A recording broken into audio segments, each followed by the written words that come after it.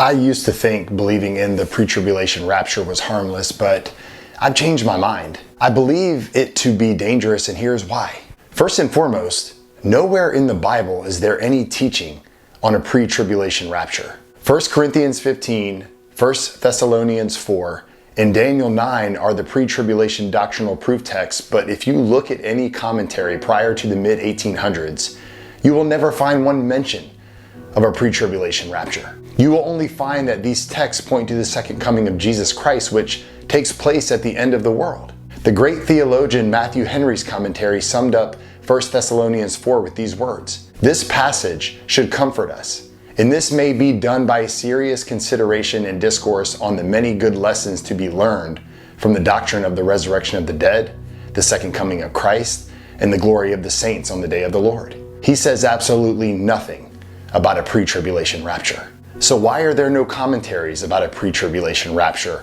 prior to the mid-1800s? Simply, rapture doctrine wasn't taught until 1830. Church history spans 2,000 years, while the rapture doctrine spans 200 years.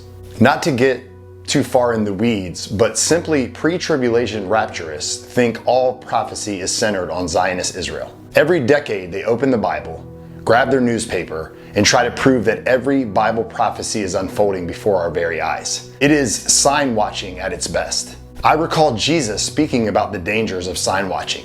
He told the Pharisees in Matthew 16, "An evil and adulterous generation seeks for a sign." This was his rebuke to sign watchers. So why is rapture watching so dangerous, deceptive, and destructive? Number one, where the teaching started.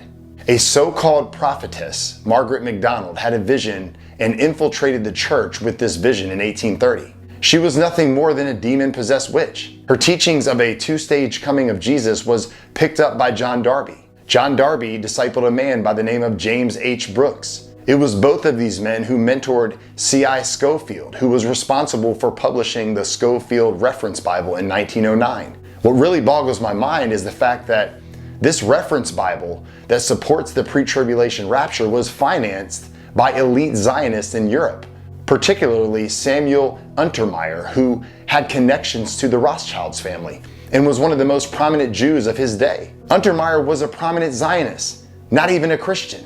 Number two, pre-tribulation rapture teaching is an actual attack on the doctrine of the resurrection that Jesus taught himself. Pre-tribulation rapture doctrine teaches a partial resurrection and then a second one at the end of the world.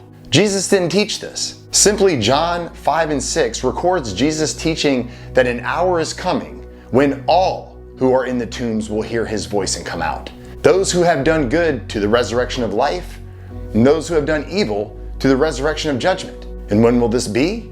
The last day, which is Jesus' second coming. Jesus says nothing about a secret or partial resurrection. Number three, those who believe in the rapture tend to neglect Jesus' clear command to stay busy with his kingdom business until he comes. Parable after parable, Jesus taught and warned his disciples to be about his business until he returns, yet pre-tribulation rapturists are busy watching for the rapture.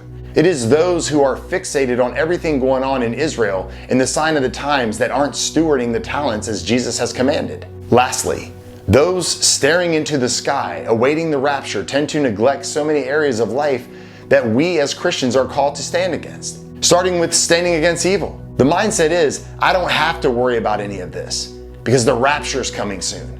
But we are called to be watchmen. And unfortunately, Christians cease to uphold this duty because Jesus is coming to take us out. Therefore, it isn't our problem. I believe this is why Christians in America fail to influence society around them, because they are too busy being influenced by society. Many have zero backbone. One of the biggest arguments I get from pre-tribulation rapture believers are, why would God allow his bride to suffer through the great tribulation? My only response to this comment is, why would God allow his perfect son to be slaughtered, yet he's going to save us from temporal suffering when the Bible consistently tells us that we are to endure until the end? I hate to break this to you all, but God's people will not escape tribulation. God's people haven't escaped it and won't escape it. God saves us through it, not out of it.